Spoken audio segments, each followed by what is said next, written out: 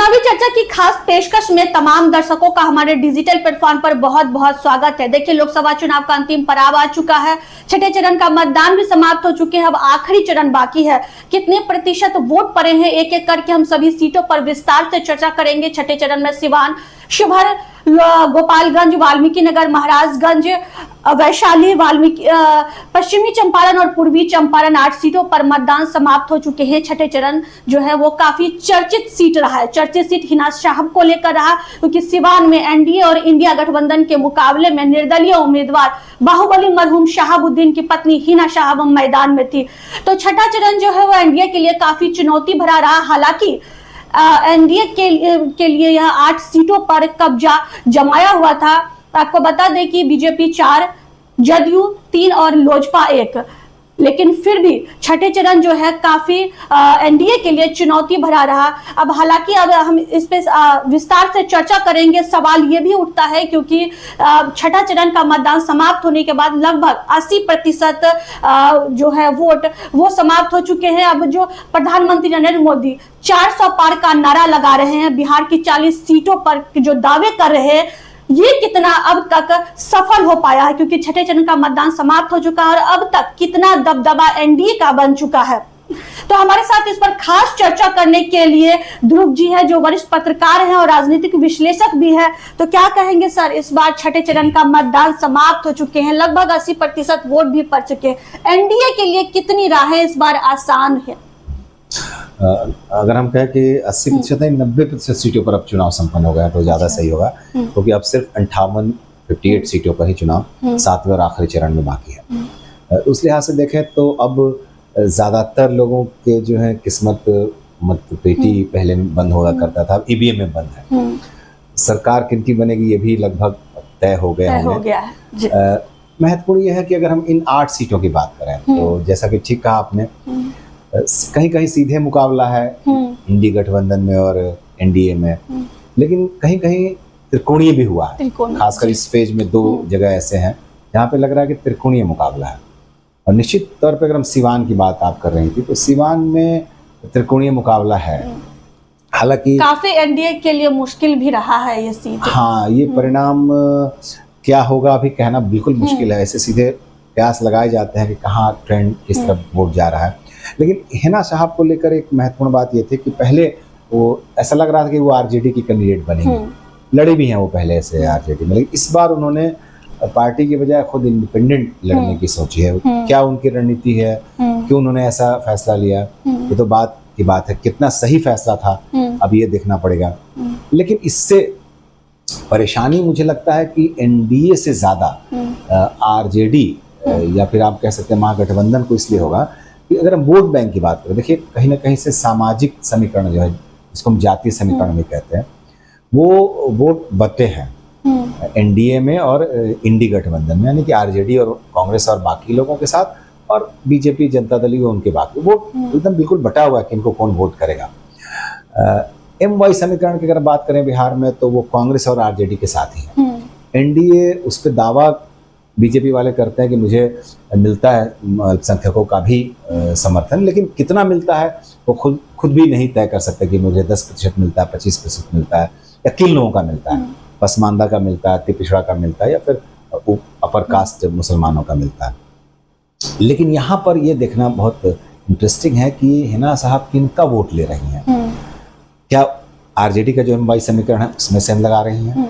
अगर वो उनकी तरफ शिफ्ट हो गया तो निश्चित तौर पर मुकाबला हिना साहब और एनडीए गठबंधन यानी कि जो अवध बिहारी चौधरी हैं वहां से, उनके बीच होगा। नहीं, माफ करेंगे, अवध बिहारी चौधरी जी विजय लक्ष्मी है। हाँ, विजय लक्ष्मी है, जबकि से अवध बिहारी चौधरी आरजेडी से है। तो आरजेडी के वोट बैंक में अगर सेंध लगाती हैं हिना साहब, तो फिर मुकाबला हिना साहब और विजय लक्ष्मी के बीच होगा, यानी 2 महिलाओं के बीच मुकाबला होगा। अगर ऐसा नहीं होता है तब त्रिकोणीय मुकाबला होगा, तब वहां कहीं ना कहीं हिना साहब कमजोर पड़ेंगी। अगर उन्होंने एनडीए के वोट में अगर सेंध लगाई है तो फिर एनडीए कमजोर होगा। अब इनका महत्वपूर्ण यह है पक्ष होना चाहिए कि वो किनके वोट उनको मिले, उनको वोट किसने दिया, किनके बीच वो किनका वोट लेना चाहते थे, और किन किन लोगों ने उन पर भरोसा जताया। क्या एनडीए के जो वोटर थे उन्होंने उन पे भरोसा जताया, वो उधर से शिफ्ट हुए। ये बहुत इंटरेस्टिंग है। इसलिए अभी नहीं कहा जा सकता है कि त्रिकोणीय मुकाबले में कौन बाजी मारेगा। हो सकता है, मैं फिर कह रहा हूँ, हो सकता है कि विजय लक्ष्मी बाजी मार ले वहां से, इसलिए कि आरजेडी का वोट बैंक दो जगह बट गया, ऐसा दिखता है। क्योंकि ऐसा नहीं है कि वो वोट एक ही तरफ गया होगा, एक ही तरफ जिसमें भी गया होगा तो वो मजबूत होगा, दूसरा कैंडिडेट हारेगा। यानी हिना साहब की अच्छी स्थिति होगी तो अवध बिहारी चौधरी कमजोर होंगे। इसीलिए ये कयास अभी तक, जब वोट ट्रेंड आ रहा था कितना प्रतिशत कहाँ हो रहा है, नो डाउट बहुत उत्साह था लोगों में वोट करने के लिए। वो किन की तरफ से जा रहे थे ये कहना मुश्किल है, लेकिन फिर भी हिना साहब नो डाउट एक अच्छी फैक्टर बन के उभरी हैं, तो जीत भी सकती हैं। लेकिन मुझे लग रहा है कि ऐसा नहीं है, मामला थोड़ा भी टफ है जी। चार तक इंतजार करना पड़ेगा। आंकड़े की अगर बात करें तो सबसे ज्यादा आंकड़े जो है वो पश्चिमी चंपारण में हुए हैं और सबसे कम सिवान में हुए हैं। ये मतलब कुछ अजीब लग रहा है देखने में कि सिवान में इतने कम प्रतिशत वोट क्यों पड़े। देखिए, अगर हम पूरे अब तक छठे चरण के समापन के बाद जो डेटा है, टोटल अगर आंकड़े की बात करें तो 55.45% है, जो कहीं ना कहीं 3-4% कम है। मतलब ओवरऑल में पिछले बार के मुकाबले अभी तक जो आया है वो निश्चित हर चरण में आप देखेंगे कहीं 4%, कहीं 5%, 3% कम हुए हैं मतदान। पूरे भारत के ट्रेंड से ये बिहार का ट्रेंड अलग रहता है हमेशा से, और बिहार में कम मतदान होते हैं। जबकि पड़ोस में आप बंगाल चले जाइए, बंगाल में काफी वोट पड़ते हैं, कहीं कहीं 75% और कहीं कहीं तो 80% के भी ऊपर वोट पड़ते हैं। तो ये एक अलग ट्रेंड है बिहार का। कारण उसका अलग है। अभी भी लोग कहते हैं बिहार के बिहारी बहुत लोग बाहर रहते हैं रोजगार के सिलसिले में। सिवान की मतलब ज्यादातर समझिए लगभग सारी जनता हिना साहब पे मतलब वोट बैंक जो है हिना साहब के लिए फुल था, लेकिन फिर भी इतने कम प्रतिशत वोट पड़े। कारण वही है कि या तो जो लोग नहीं है, अगर देखिए 100 में 55 वोट पड़ते हैं, इसका मतलब 45 में, ऐसा नहीं कि 45 के 45 निष्क्रिय हैं। हो सकता है 45 में से 20%-30% लोग बाहर हों। बहुत सारे ऐसे होते हैं। घर में भी देखेंगे आप 5 लोग हैं तो 5 के 5 उपलब्ध नहीं होते वोट के। इसलिए चुनाव आयोग कोशिश करता है कि वो ज्यादा लोग आए, वोट के महत्व को समझें, उस दिन छुट्टी ना मनाएं, उस दिन ये नहीं सोचे बहुत धूप है इसलिए देखते सुविधाएं देते हैं, वो अलग मामला है। लेकिन कहीं ना कहीं से बिहार में ये एक मामला है, बिहार के लोग बाहर जो रोजगार करते हैं वो वोट करने तो आएंगे नहीं, अब बोकस वोट नहीं होता। ये तो माने अब इतनी चौकसी चुनाव आयोग के जरिए या तकनीक के जरिए हो गया है कि अब आप, पहले के जमाने में था कि बोकस वोट पड़ता था, वो बोकस वोट नहीं होता। इसलिए प्रतिशत जो है 55, अगर 60 हो गया तो समझिए बहुत बड़ी उपलब्धि है बिहार के लिए ओवरऑल, लेकिन वो 55-56 तक ही रहता है जनरली। इस बार देखना है कि टोटल कुल मिला के 7वें चरण के बाद कितना होता है। लेकिन कहीं ना, मैं फिर कह रहा हूँ, सिवान में जो लोग वोट कर रहे हैं उसमें से किनके प्रति ज्यादा उत्साह दिखा वो महत्वपूर्ण है। महत्वपूर्ण ये नहीं है कि बाकी लोग क्यों नहीं आए, बाकी लोग हैं ही नहीं तो क्यों आए, क्योंकि वहाँ शहाबुद्दीन का वो गढ़ है, लंबे समय से रहा, दबदबा भी है, तो कहीं उस वजह से वोट बैंक हिना साहब को ज्यादा हो सकते हैं। और ये लोग एक कारण है। एक कारण ये भी है कि अब चूंकि शहाबुद्दीन नहीं है तो निश्चित तौर पर उनका जो व्यक्तित्व था, उनके कारण जो उनकी छवि थी उस समय, और वो बहुत माना जाता है कि लोगों के बीच रहते थे। महत्वपूर्ण अब ये है कि अगर वो नहीं है, और दूसरी बात हिना साहब लगातार चुनाव हारती भी नहीं है। ऐसा नहीं है कि पहली बार उतरी हैं और अभी किस्मत आजमा रही हैं। इससे पहले उन्होंने भी किस्मत आजमाया है और उसमें उनको सफलता नहीं मिली है। तो निश्चित तौर पर शहाबुद्दीन के जो वोट बैंक थे उनको फिर से अपने पास लाने के लिए इस बार उन्होंने जीतोड़ कोशिश की, और यही कारण है कि वो राजद के से अलग हटके खुद इंडिपेंडेंट रूप में आई हैं। शायद उनको लगा हो कि आरजेडी के कारण मेरी सीमा बन जाती है और वो लोग जो आना चाहते हैं, जो एनडीए के वोटर हैं, वो जो शिफ्ट होना चाहते हैं मेरी और नहीं हो पाते, इस कारण से उन्होंने निर्णय किया हो। लेकिन इस निर्णय में उनकी कितनी सफलता मिलती है इसके लिए थोड़ा अभी हम लोग को इंतजार करना पड़ेगा, क्योंकि एनडीए के वोट बैंक टूटे होंगे, उनका जो बेस वोट बैंक है वो कितना टूटा। दूसरी बात की विजय लक्ष्मी भी जिस पृष्ठभूमि से आती हैं, जिस परिवार से आती है, उनका भी अपना दबदबा है, पुराने पॉलिटिकल पर्सनालिटी है उनके प्रति, तो वो कहीं ना कहीं से फैक्टर है। अभी थोड़ा सा मुझे लगता है कि ये कहना कि अवध बिहारी चौधरी बाजी मारेंगे, हाँ, कुछ लोगों का कहना है कि अवध बिहारी चौधरी रेस से बाहर हो गए। असली लड़ाई विजय लक्ष्मी और हिना साहब में। तब देखना होगा जब नतीजे आएंगे तब क्या कौन किस पे ज्यादा भारी पड़े। तो सर शिवहर की बात कर लेते हैं, वहाँ 56.30% वोट पड़े। यहाँ भी कांटे की टक्कर देखने को मिले एनडीए और आरजेडी में। बाहुबली पूर्व सांसद आनंद मोहन की पत्नी लवली आनंद भी हैं और आरजेडी से रितु जायसवाल हैं। क्या जी क्या बिल्कुल। लगता है यहाँ इसमें? पे निश्चित तौर पे जब शुरू हुआ चुनाव प्रचार, जब लड़ाई शुरू हुई, जैसे ही नाम की घोषणा हुई, तो ऋतु जायसवाल जैसे ही उनका नाम आया तो एक अलग तरह का वहाँ माहौल हो गया, दो हाँ। महिलाओं के बीच हो गया।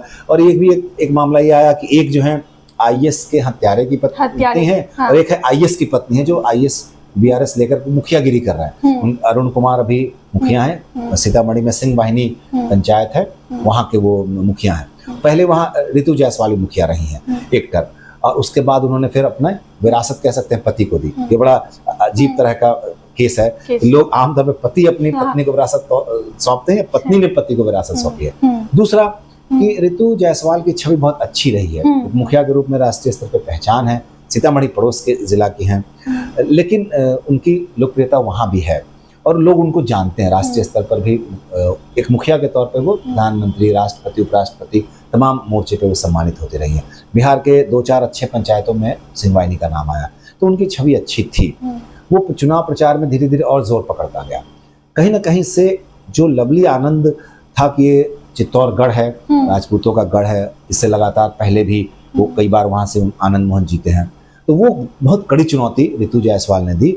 और चुनाव के दिन भी ऐसा लगा कि वोट पड़ रहे हैं और अच्छा पड़ रहा है।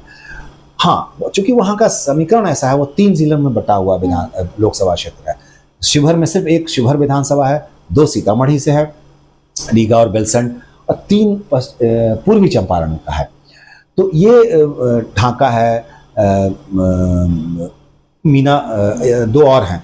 तो कहने का तात्पर्य है कि ये जो विधानसभा का सीन है उसमें अलग अलग ट्रेंड भी कई जगह देखने को मिला है, लेकिन कुल मिला के लग रहा है कि बहुत कांटे की टक्कर है। और कहीं ऐसा लग रहा है कि लवली आनंद जी की जो विजय, जो आप कह सकते हैं रथ पे थी, वो काफ़ी चर्चित रही हैं। कई जगहों पे उन्होंने विधानसभा का चुनाव घूम घूम के पूरे बिहार में लड़ा है, वैशाली से सांसद रही हैं, तो वो कहीं उनका मामला, ऋतु जायसवाल भी तो भारी पड़ सकती हैं सर। बिल्कुल यही मैं कह रहा हूँ, उनका मामला फंस रहा है और ऋतु जायसवाल कहीं रेस में आगे निकल रही है। वैसे समाज और आरजेडी के अमवाय समीकरण है, दोनों मतलब उनको वोट बैंक मिल सकते हैं। हाँ बिल्कुल, ये फैक्टर काम कर रहा था। पहले लग रहा था कि पता नहीं वैश्य वोट टूटेंगे या नहीं टूटेंगे, क्योंकि वो तो माने जाते हैं एनडीए के वोटर, बीजेपी के वोटर। लेकिन वहां चूंकि ये 2 जिलों में ऐसा देखा गया कि सीतामढ़ी में भी और शिवहर में भी वैश्य उम्मीदवार की टिकट कटे हैं इस बार, तो ये नाराजगी कहीं ना कहीं वैश्य मतदाताओं में दिख रही थी। चुनाव के दिन भी उसका इजहार हुआ और वो सब ऋतु जायसवाल के पक्ष में इसलिए गए कि उन्हें लगा कि नहीं, ये हमारी जो, जबकि सब लोग जातीय राजनीति में उलझे पड़े हैं, सब जात के लिए अपने उम्मीदवार ढूंढते हैं, वो अपने वोटर भी ढूंढते हैं, तो कहीं ना कहीं से ये एक पक्ष मजबूत पक्ष है। तो राजद के वोटर के अतिरिक्त जिनमें इस तरह का बड़ा वोट बैंक जुटेगा, उसकी निश्चित है जीत अच्छी होगी। और ये कोशिश लालू प्रसाद यादव जी ने जब टिकट बंटवारे के समय न सिर्फ आरजेडी के उम्मीदवारों में बल्कि कांग्रेस और उन्होंने विकासशील जो पार्टी है उसके भी उम्मीदवारों में ध्यान रखा, इसलिए उन्होंने सैनी जी के उम्मीदवारों को देखें आप 3 टिकट दिया और उसको मैसेज ये कोशिश की गई देने की कि वो तेजस्वी के बराबर के नेता हैं। हमने उनको सम्मान दिया, जिस तरह से हेलीकॉप्टर पर वो घूम रहे हैं, साथ में मिलके जन्मदिन मना रहे हैं या फिर भोजन कर रहे हैं, तो ये कहीं ना कहीं से मैसेज देने की कोशिश थी वोटरों में, उनके वोटरों में। सैनी जी बराबरी दिखाया गया, वो वोट चाहते थे कि टर्न आउट हो आरजेडी के पक्ष में। तो ये बहुत अच्छी रणनीति थी आरजेडी की, निश्चित कह सकते हैं लालू प्रसाद जी की राजनीति। और उस राजनीति में जो रणनीति थी, उस रणनीति का फायदा ऋतु जायसवाल को मिला, ऐसा लग रहा है। और लग रहा है कि वो, अगर आप प्रतिशत देखें तो 60% संभावना शिवहर से ऋतु जायसवाल के जीतने की है, 40% पे मेरा अपना आकलन है। परिणाम के लिए 4 तक इंतजार करना ही पड़ेगा। परिणाम के लिए तो इंतजार करना। सर वैशाली की बात कर लेते हैं, वहाँ 58.50% वोट पड़े, अधिक है, अधिक है। एनडीए का भाई ये काफी मजबूत गढ़ माना जाता है, यहाँ से आरजेडी और लोजपा का टक्कर देखने को मिला। बाहुबली मुन्ना शुक्ला और चिराग के वर्तमान जो सांसद वीणा देवी, वो दोनों के टक्कर है। तो क्या लगता है इस बार? वीणा देवी की भी पृष्ठभूमि बहुत अच्छी है, सांसद है सिटिंग, लेकिन यहाँ पर मुन्ना शुक्ला, फिर मैं वो कह रहा हूँ, लालू प्रसाद जी ने बहुत देख भाल के कहाँ किसको कैसे करना है। अगर और एनडीए के वोट आप कह सकते हैं कि अपर कास्ट के वोटर एनडीए के पक्ष में जाते हैं, ये कहीं अगर उम्मीदवार दूसरे पक्ष ने वैसा दिया इनमें से किसी को, तो वो बदल सकते हैं। इस बात का ख्याल रखा। और मुन्ना शुक्ला, जो विजय शुक्ला के नाम से भी जाने जाते हैं, उर्फ मुन्ना शुक्ला है, वो उन्होंने अच्छी दावेदारी पेश किया। माना गया उस दिन के वोट ट्रेंड से ऐसा लग रहा है कि उनको वोट मिले हैं, एनडीए के वोट में उन्होंने सेंध लगाई है। भूमिहार समाज का भी तो सर जी बिल्कुल बिल्कुल, मेरा इशारा यही है। हाँ। तो ये कहीं ना कहीं से इनके पक्ष में जाता है, मुन्ना शुक्ला के पक्ष में, और ये कमजोर होंगी इस लिहाज से वीणा देवी। और एक और जो महत्वपूर्ण बात है, चिराग पासवान चूंकि हाजीपुर से बगल में लड़ रहे हैं, और माना जा रहा है कि चिराग पासवान के जो वोट बैंक थे, एक जो बहुत बड़ा फैक्टर है जिस पर ध्यान किसी का नहीं है, देखिए जदयू के समर्थक, एनडीए के समर्थक तो एनडीए को सपोर्ट कर रहे हैं, जदयू के समर्थक जहां जहां लोजपा के उम्मीदवार हैं, कहीं ना कहीं उनके समर्थकों के बीच में ठीस, पिछले विधानसभा चुनाव में जिस तरह से कम सीटों की संख्या, सीटों के कम करने में, जदयू के सीटों की संख्या कम करने में जिस तरह से चिराग पासवान ने भूमिका निभाई, वो कहीं ना कहीं से दिल में जदयू के उम्मीदवारों के मन में वहां थी। हालांकि वो अभी एनडीए के पार्ट है, चिराग पासवान यानी लोजपा एनडीए के पार्ट है, लेकिन ये कहीं ना कहीं से उनके, और वो लग रहा है कि अगर ये फैक्टर काम करेगा तो वो नुकसान करेगा वैशाली में वीणा देवी को। अच्छा, तो चिराग ये वर्तमान सांसद भी तो रही है वीणा देवी, उनका भी तो अपना कुछ रहा है सर। बिल्कुल, हाँ, ये तो रहता है, लेकिन तब है कि कुछ लोगों की उम्मीदें भी रहती है कि भाई चलिए, हाँ एक देखिए, अच्छा ऐसा नहीं है कि इस सीट पर इस बार छठे चरण में ज्यादातर बाहुबली का ही रहा है? हाँ, एक तीन बाहुबली के ही हैं। जी बिल्कुल बिल्कुल, देखिए कहीं ना कहीं से एक प्रभाव रहता है, लेकिन ऐसा आप नहीं कह सकते, वोटर बहुत जागरूक हो गए। एक बात जो इंडिया के पक्ष में जाती है, इंडिया के उम्मीदवारों के पक्ष में, देखिए वो स्थानीय मुद्दे को भी गौण कर जाते हैं। उन्हें लगता है कि हमारा प्रधानमंत्री कौन होगा, और एनडीए के बारे में है कि भाई वो मोदी फैक्टर के साथ, मोदी मैजिक उनके वोटरों पर भारी है, और ये कहीं ना कहीं से उनका प्लस पॉइंट है। बाकी जो समीकरण है वो जमीनी स्तर पर है, लेकिन इस मामले को जब उनको लगता है कि हम इनको वोट नहीं करेंगे, हम वीणा देवी को वोट नहीं करेंगे, हम आनंद मोहन की पत्नी लवली आनंद को वोट नहीं करेंगे, हम सीधे एनडीए को, मोदी को वोट कर रहे हैं, कमल छाप पे कर रहे हैं, तो ये प्लस पॉइंट होता है। इस बात को भी हमें समझना पड़ेगा। अच्छा सर, महाराजगंज की बात कर लेते हैं, वहाँ 51.27% वोट पड़े हैं। यहाँ स्वर्णों की लड़ाई है, एनडीए और कांग्रेस से जो है, एनडीए से वर्तमान सांसद जनार्दन सिंह सिग्रीवाल है, और कांग्रेस से प्रदेश अध्यक्ष अखिलेश सिंह है, अखिलेश सिंह के बेटे, माफ कीजिएगा, आकाश कुमार है। तो आकाश सिंह, देखिए नो डाउट मुझे लगता है कि अगर यहाँ पे थोड़ा मामला सिग्रीवाल जी के पक्ष में जाता है, भले एंटी इनकम्बेंसी हो, लोग उनसे नाराज भी हो सकते हैं, जो वोटर जिनका काम नहीं होता वो थोड़ा नाराज होते हैं, हर कहीं देखा जाता है। जैसे हम नालंदा में जब हम घूम रहे थे, नालंदा में कई लोगों की शिकायत थी, कौशल जी हमारा काम नहीं किए, लेकिन फिर उनको लगता है कि नहीं, हम नीतीश को वोट कर रहे हैं, हम मोदी जी को वोट कर रहे हैं, तो इस स्थिति में वो मजबूत हो जाते हैं, वहां पर हो गए। हालांकि 1 तारीख को चुनाव होना है, तो ये ट्रेंड यहाँ पर सिग्रीवाल जी के पक्ष में था। एक जो और महत्वपूर्ण बात है वो है आकाश सिंह, वो जमीनी नेता वहां पे नहीं है, वो एक जा रहा है कि वो अखिलेश जी के पुत्र हैं, आके यहाँ चुनाव लड़ रहे हैं। हाँ, इससे एनडीए के जो बेस वोट बैंक आप कह सकते हैं, भूमिहार जाति के जो थे, वो कहीं ना कहीं शिफ्ट हुए होंगे। अब ये महत्वपूर्ण है कि उन्होंने एमवाई समीकरण का कितना वोट अपने पास रखा, मिला उनको, या फिर एनडीए से वोट कितना उन्होंने तोड़ा। जो महत्वपूर्ण पक्ष है वो अति पिछड़ा और दलित समाज के वोटरों का है, तो मुझे लगता है कि वो डिसाइडिंग फैक्टर होगा। लेकिन यहाँ मुझे ऐसा लग रहा है कि सिग्रीवाल जी का पल्ला भारी है, आकाश को ज्यादा चुनौती वो पेश शायद नहीं कर पाएंगे। तो गोपालगंज की बात कर लेते हैं, इसमें 50.70% वोट पड़े हैं, जो आंकड़े निकल के सामने आए हैं, और जदयू और वीआईपी में इसमें कड़ी टक्कर है। जदयू से है सब वर्तमान सांसद आलोक कुमार सुमन, और वीआईपी से प्रेमनाथ चंचल पासवान भी। गोपालगंज काफी सुरक्षित सीट भी माना गया है सर, क्या कहेंगे?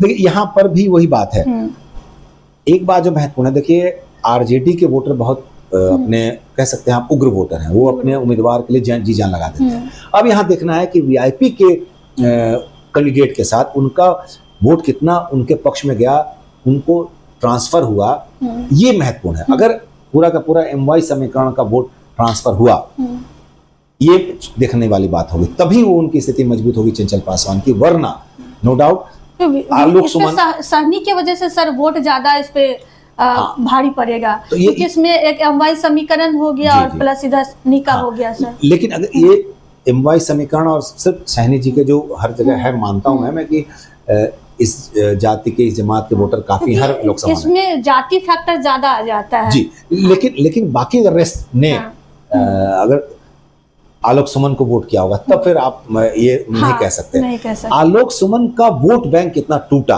वो आरजेडी की तरफ कितना शिफ्ट हुआ, ये महत्वपूर्ण होता है, क्योंकि ये देखिए सब जानते हैं कि इंटैक्ट वोट होता है आरजेडी का, महागठबंधन का। अब कांग्रेस ने अपने लिए कितना वोट जुटाया, वीआईपी ने कितने कितना वोट अपने लिए जुटाया, ये महत्वपूर्ण होगा।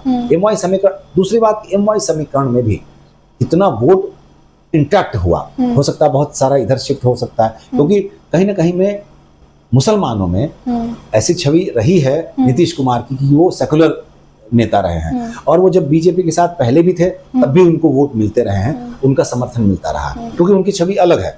ये छवि कितना काम कर पाया। दूसरी बात कि वो देखिए ये सब इलाका जो है वो उत्तर प्रदेश से सटा है, और उत्तर प्रदेश हम सब जानते हैं कि कहीं ना कहीं वो राम मंदिर वहाँ पर है, वहाँ योगी जी का इलाका है, गोरखपुर उससे भी सटा हुआ इलाका है। ये जो सिवान, गोपालगंज, महाराजगंज, ये सब है, या इस तरफ सासाराम है, काराकाट है, या उस तरफ का सटा हुआ इलाका है, बक्सर है, वो कहीं ना कहीं से यूपी से प्रभावित होता है, वहाँ के ट्रेंड से प्रभावित होता है। तो मुझे लगता है कि वो सीट थोड़ा सिग्रीवाल जी के साथ साथ आलोक सुमन भी थोड़ा, अभी ये नहीं कह सकते कि वो पराजित हो चुके हैं। हालांकि कुछ विशेषज्ञ ये कह रहे हैं कि यहाँ 8 में 5-3 का स्कोर हो सकता है, कोई 6-2 का भी स्कोर कर रहे हैं। 2 सीट महागठबंधन को दे रहे हैं, कोई 3 दे रहे हैं। हालांकि महागठबंधन वाले दावा कर रहे हैं कि नहीं, सबके सिर्फ सीट हम ही जीते हैं। दावे तो दोनों तरफ से की जा रही है, लेकिन जो अभी ट्रेंड चल रहा है, जो लग रहा है कि दूसरा है कि देखिए अनुमान लगाना बहुत मुश्किल होता है। 6-6 कहीं 7-7 विधानसभा क्षेत्र है, हो सकता है एक विधानसभा क्षेत्र में किसी एक का, वहां अगर उस पार्टी का, उस गठबंधन का विधायक है तो उसका समर्थन ज्यादा होगा। जिस इलाके में जहां जिसका होगा, बीजेपी का है तो बीजेपी को वोट ज्यादा पड़ेगा, क्योंकि वो उनके विधायक काम करते हैं, वर्कर्स काम करते हैं। तो ये कहीं ना कहीं से देखा जाता है। पार्टी का भी दबाव होता है कि भाई आपके इलाके में वोट प्रतिशत नहीं कमे, हमारा वोट न कमे, इस पर भी ध्यान रखिए आप। तो मामला ये कह सकते हैं जितना आसान वो जो था 400 पार वाला नारा का आसान दिख रहा था। दूसरी जो महत्वपूर्ण बात है वो देखिए, महागठबंधन के पास खोने के लिए कुछ भी नहीं है। एक ही सीट है उनके पास, एक आ जाता है तो 100 के 100% जीत जाते हैं। अब खोने के लिए एनडीए गठबंधन का है, अगर वो 10 सीट भी लूज करते हैं, 8 सीट भी लूज करते हैं, वो बहुत बड़ा लॉस होगा उनका, और वो उनको प्लस होगा, यानी वो 8 सीट गेन करेंगे, 9 सीट गेन करेंगे। उनके पास तो एक ही है, एकमात्र किशनगंज कांग्रेस के पास था, बाकी सब ये इधर आएगा। यही बहुत बड़ी चुनौती एनडीए के लिए है। इसीलिए मुझे लगता है कि प्रधानमंत्री हो या फिर भारतीय जनता पार्टी के अध्यक्ष हो, राष्ट्रीय अध्यक्ष हो, या फिर गृह मंत्री हो अमित शाह हो, लगातार बिहार आ रहे हैं, और वो कहीं ना कहीं से इस बात को समझ रहे हैं कि 40 में से 39 बचाना चुनौती है। कितना बचा पाते हैं, इस बार भारी पड़े हैं उन लोगों पर, बहुत भारी पड़े। सर, वाल्मीकि नगर की बात करते हैं, 58.25% वोट पड़े हैं। यहाँ जेडीयू और आरजेडी के बीच टक्कर देखने को मिला है। वर्तमान सांसद सुनील कुमार हैं और आरजेडी से दीपक यादव हैं। तो स्वर्ण मतदाताओं का इसमें वोट है। सर, क्या कहेंगे, क्या लगता है कौन बाजी मारे? हाँ देखिए, ये हम लोग सब जानते हैं कि सुनील कुशवाहा जो है वो बैद्यनाथ महतो के पुत्र हैं, और एक जो उपचुनाव हुए थे वो सुनील जीत चुके हैं, तो सेटिंग है। स्वर्ण मतदाता निश्चित तौर पर इस स्थिति में, हालांकि एक यहाँ पे एक फैक्टर है, दिनेश अग्रवाल जो निर्दलीय थे हो गए हैं, वो एनडीए के टिकट के दावेदार थे। हालांकि वो भी अग्रवाल समाज से हैं, यानी वो भी पिछड़ा समाज से हैं। अपर कास्ट का वोट निश्चित तौर पर यहाँ डिसाइडिंग होगा। बहुत अच्छा आपने पॉइंट रेज किया, लेकिन वो लगता है मुझे आमतौर पर एनडीए के साथ ही होता है, अगर वहां पर कैंडिडेट उस पक्ष का ना हो तो, उस जाति से ना आता हो तो। ये अभी तक देखने को ट्रेंड मिल रहा है पूरे बिहार में। तो उस लिहाज से मुझे लगता है कि कहीं ना कहीं से सुनील कुशवाहा वहां पर अपनी स्थिति मजबूत दिख। सर, दीपक यादव जो है मैदान में, वो चीनी मिल के मालिक भी हैं, तो वो भी उनका एक वोट बैंक बड़ा उनको मिल सकता है। नहीं, इस बार आप देखेंगे कहीं ना कहीं हर जगह, जैसे वीणा देवी भी बहुत मतलब आप कह सकते हैं रिच कैंडिडेट थी, आप किसी को कम नहीं कह सकते हैं। कम तो सर कोई भी उम्मीदवार। हाँ, लवली आनंद भी बहुत रिच उम्मीदवार हैं।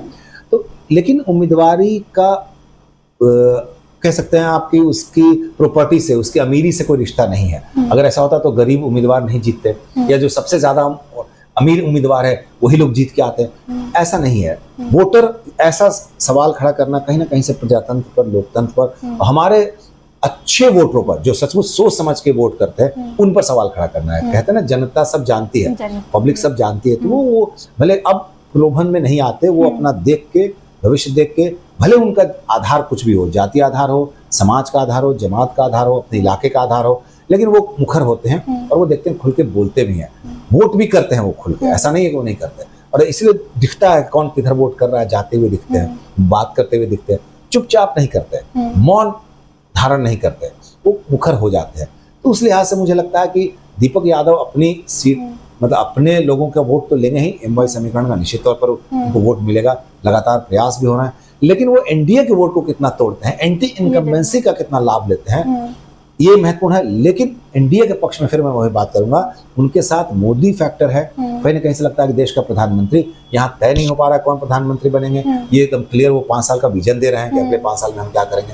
वो कहीं ना कहीं से मुझे लगता है बिहार की जनता ने पहले भी लोकसभा में कुछ और, विधानसभा में कुछ और परिणाम दिया, इसलिए ऐसा नहीं लगता कि जो अभी दिख रहा।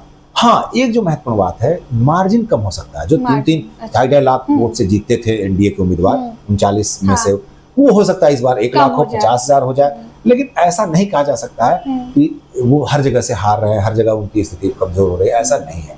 इस बार भी फिर मैं कह रहा हूँ 8 में आप बहुत हो सकता है तो 6-2 का स्कोर आप मान सकते हैं कि 2 सीटें निश्चित है महागठबंधन की ओर जाती हुई दिख रही है, और बाकी के 6 सीट ये बचाने में सफल होते दिख रहा है। ये मेरा आकलन है, मैं बिल्कुल नहीं कह रहा हूँ, ये आकलन है, ये तो आकलन है सर। जो नतीजे आएंगे वो तो नतीजे के बाद ये मालूम हो ही जाएगा सर। पश्चिम चंपारण में सबसे अधिक वोट पड़े हैं यहाँ पर, 59.75% वोट पड़े हैं। बीजेपी और कांग्रेस की इसमें लड़ाई देखने को मिली।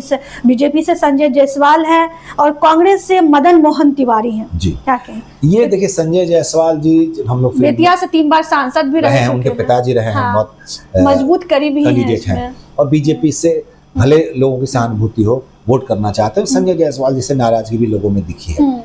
दूसरा जो कमजोर पक्ष है इनका वो है कि उनके ये ब्राह्मण बहुत बहुल इलाके हैं। पश्चिम चंपारण आप देखेंगे, ये सब इलाका माना जाता है कि ब्राह्मण बहुल है। वहां पर मदन मोहन तिवारी का खड़ा होना, और मदन मोहन तिवारी मजबूती से अपनी दावेदारी जिस तरह से पेश की और लोगों को समर्थन भी मिलते देखा हम लोगों ने वहां पे, तो वो कहीं ना कहीं से उनके पक्ष में जाता है। लेकिन मैं फिर यहाँ कह रहा हूँ, मदन मोहन जायसवाल जो थे, उनके बाद में संजय जायसवाल आए, ये लोग सब बीजेपी के टिकट पे जीते हैं।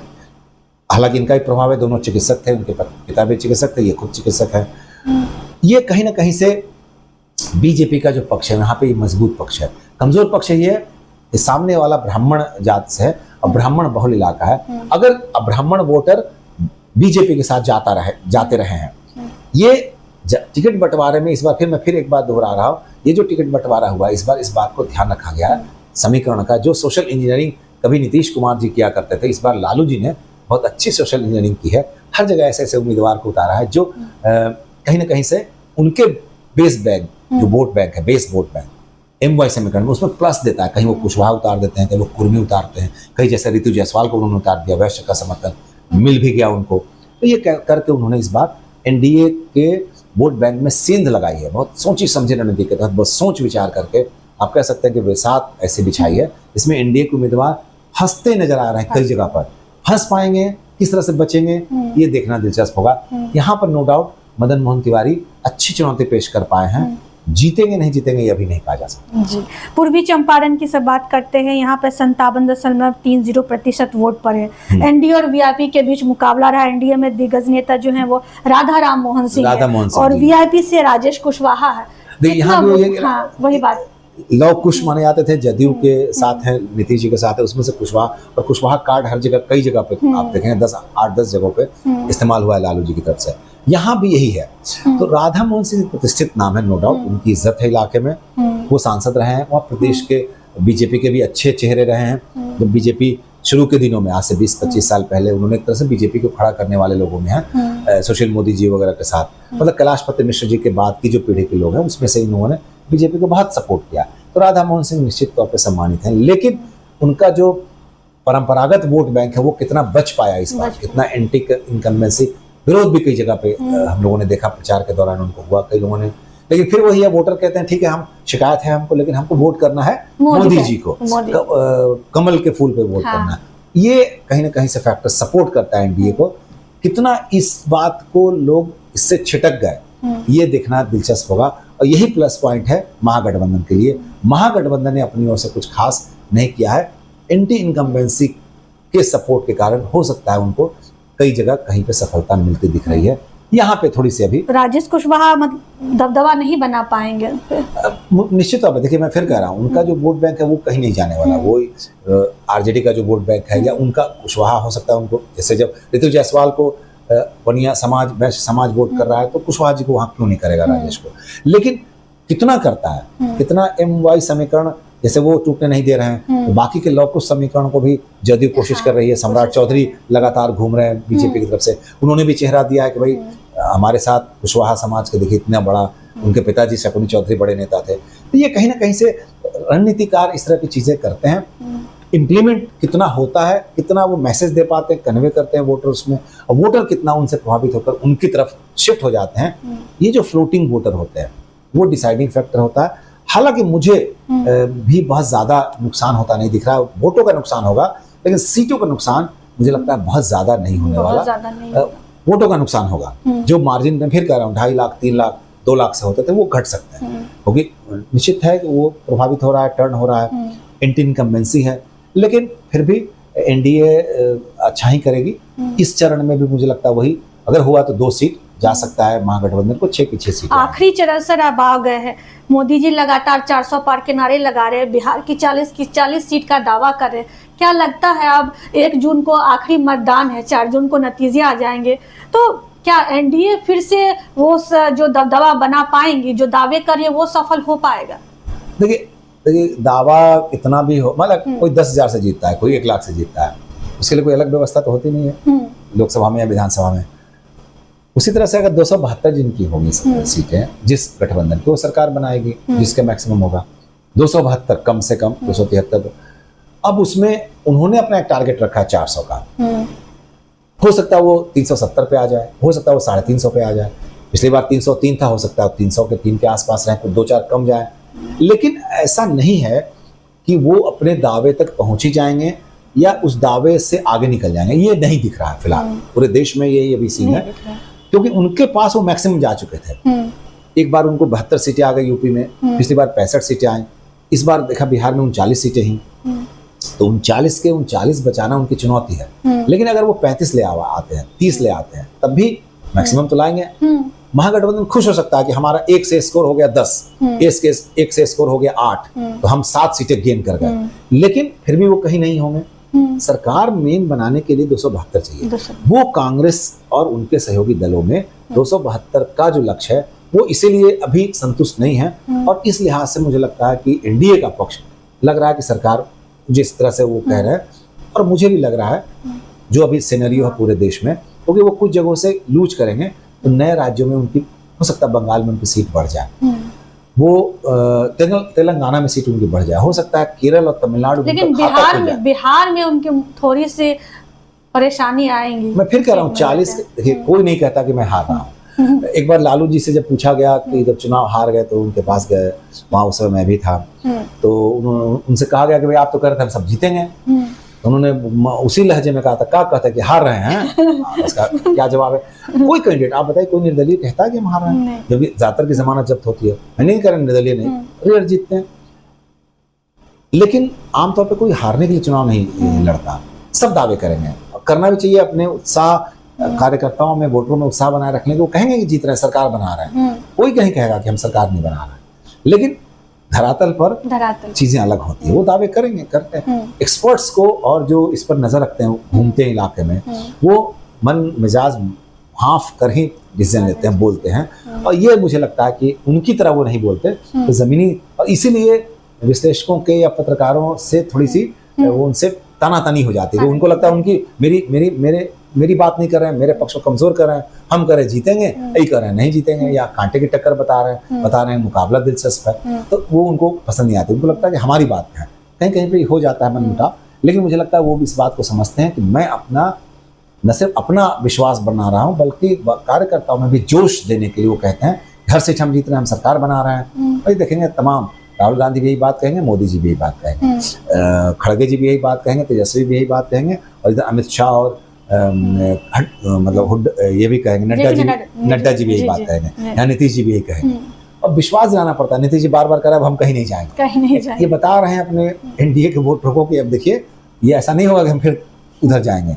ये क्यों है? ये विश्वास दिलाना है, ये कहीं ना कहीं से उत्साह भरना है, ताकि आप हमको ही वोट करिए, मोदी जी को प्राइम मिनिस्टर बनाना है। तो ये सब चलते रहते हैं, चुनाव के बाद सब खत्म हो जाएगा। अब बस 4 जून का इंतजार करिए, उसके बाद फिर स्थितियां बदलेंगी। अभी जितनी बातें आ रही हैं नेताओं के मुख से, एक दूसरे पे टीका टिप्पणी भी हुई वो सब खत्म हो जाए। तो देखिए, हमने तमाम चर्चाएं की 8 सीटों पर छठे चरण का भी मतदान समाप्त होने के बाद जो आंकड़े आए, जो प्रतिशत सामने आए, सारे 8 सीटों पर एक एक करके विस्तार से चर्चा की कि कौन सी सीट पर कितने प्रतिशत वोट आए और कौन किस पर ज्यादा भारी पड़ रहे हैं। तो अब देखिए, आखिरी चरण बचा है, 1 जून को मतदान होने हैं, आखिरी मतदान है और 4 जून को नतीजे आ जाएंगे। मोदी जी जो नारे लगा रहे हैं 400 पार और बिहार के 40 की 40 सीट का, अब ये देखना होगा 4 जून के नतीजे के बाद मोदी जी नारे लगा रहे हैं वो कितना साबित हो पाता है। तो तब तक के लिए धन्यवाद।